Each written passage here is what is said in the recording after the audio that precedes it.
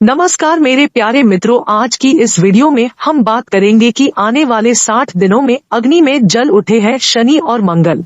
जी हाँ, आपने बिल्कुल सही सुना है। देखिए, काफी लंबे समय से आप बहुत परेशान चल रहे हैं। आपके बिगड़े काम नहीं हो पा रहे हैं। जिस काम में आप हाथ डालते हो उस काम में कोई न कोई अड़चन आ जाती है। और अब तो आपका कॉन्फिडेंस भी इतना डाउन हो गया है कि आपको कोई नया काम करने के लिए अंदर से आवाज भी नहीं आती है। मित्रों, इसके पीछे का जो कारण है हम आगे इस वीडियो में आपको बताएंगे, तो आपसे छोटा सा अनुरोध करते हैं कि वीडियो को शुरू से लेके अंत तक जरूर देखें। और आपके जीवन में जितनी भी समस्या चली आ रही है उनका भी हमने आगे इस वीडियो में उपाय बताया है। तो आपके जीवन में रैन बसेरा किसका है, क्या दुखों का है? यह दुख आपके जीवन से क्यों कम नहीं हो रहे हैं? क्यों हर समय आपके जीवन में दुख लगे रहते हैं? चाहे वह शारीरिक दुख हो, चाहे अपनों से मिलने वाले दुख हो, चाहे औलाद के दुख हो, चाहे एक भौतिक सुख का जीवन में न होना इसके दुख हो। दुख हर तरह से होते हैं।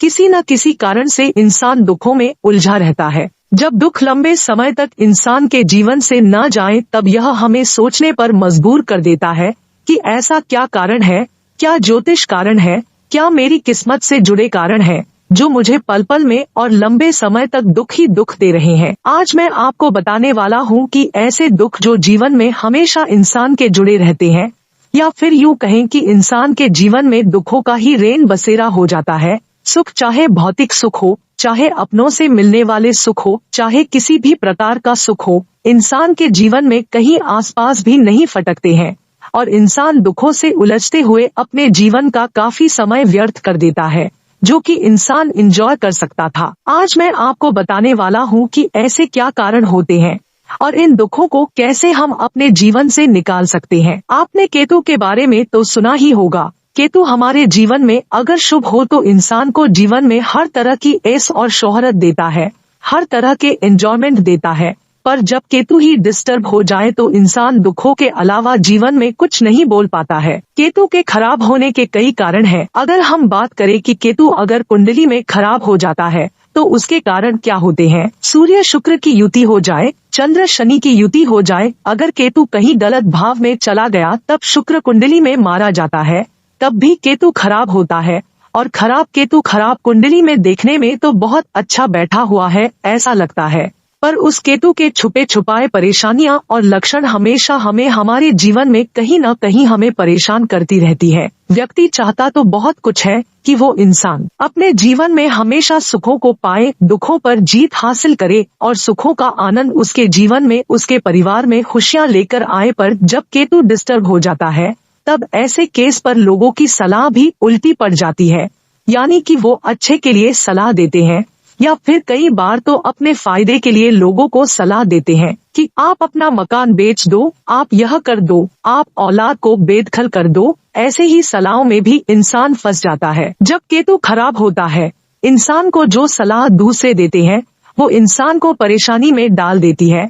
अब केतु अगर आपको लग रहा है इस तरह से आपके जीवन में दुख दे रहा है, वह शारीरिक दुख दे रहा है। शारीरिक दुखों में सबसे ज्यादा इंसान की हड्डियों में परेशानी क्रिएट करता है। इंसान के जॉइंट्स दुखते हैं, इंसान को पेशाब की दिक्कत होती है।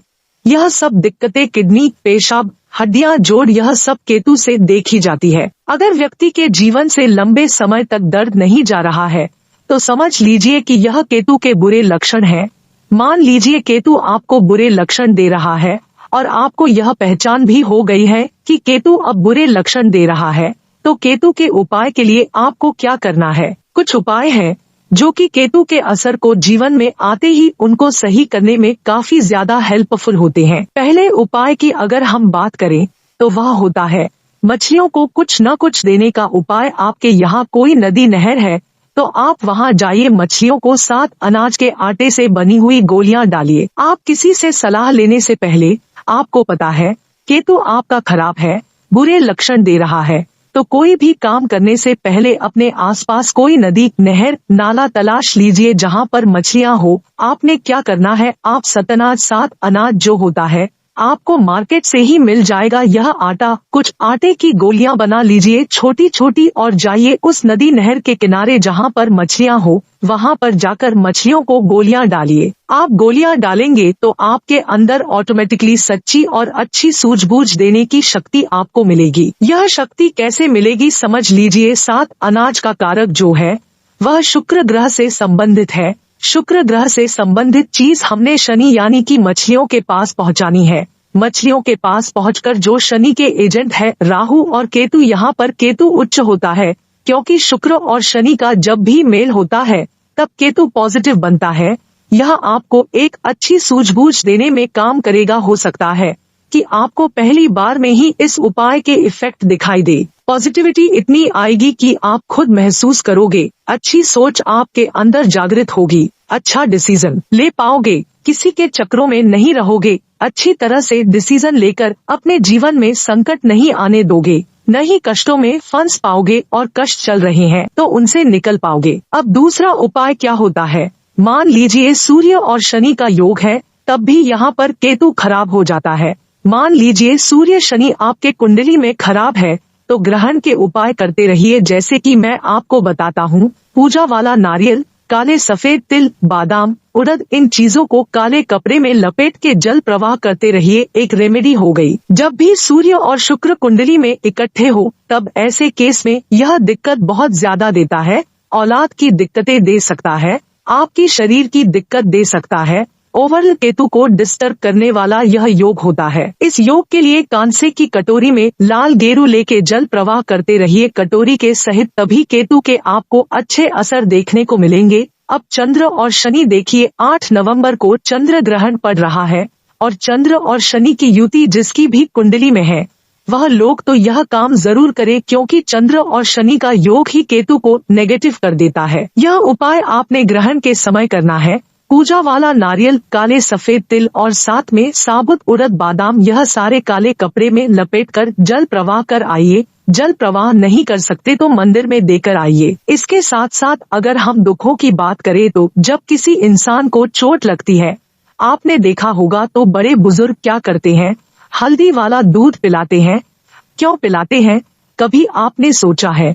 जब दुख यानी कि दर्द शरीर में आ गया तो वह केतु है और केतु के दोष दूर करने के लिए चंद्र और बृहस्पति की मदद ली जाती है। चंद्र हो गया दूध, बृहस्पति हो गए हल्दी, यह दिया जाता है ताकि उसके शरीर से वह दुख दर्द कम हो, किसी प्रकार का सेप्टिक न बने, किसी प्रकार से आगे जाकर दिक्कतें न हो। यह लॉजिक होता है कि हम क्रमांक दूसरे ग्रहों को इस्तेमाल करके अपने उस ग्रह की जो प्रॉब्लम आ रही है उसको सही कर रहे होते हैं। अब इसके साथ साथ मान लीजिए आपने केतु को सही करना है तो केतु को सही करने के लिए केसर का तिलक बृहस्पति को उच्च करिए, यानी कि बृहस्पति को अच्छा करे। केसर माथे, जुबान, नाभि, कानों पर भी लगा सकते हैं। इसके साथ साथ एक लहसुनिया रत्न होता है वह पहन सकते हैं अपने इंडेक्स फिंगर में या फिर सुलेमानी। अब यह जो रत्न होंगे या तो पंच धातु में पहने, सोने में पहने या पीतल में पहनिए, क्योंकि हर एक रत्न का काम करना डिपेंड करता है कि इसके साथ आपने कौन सी धातु का इस्तेमाल किया है,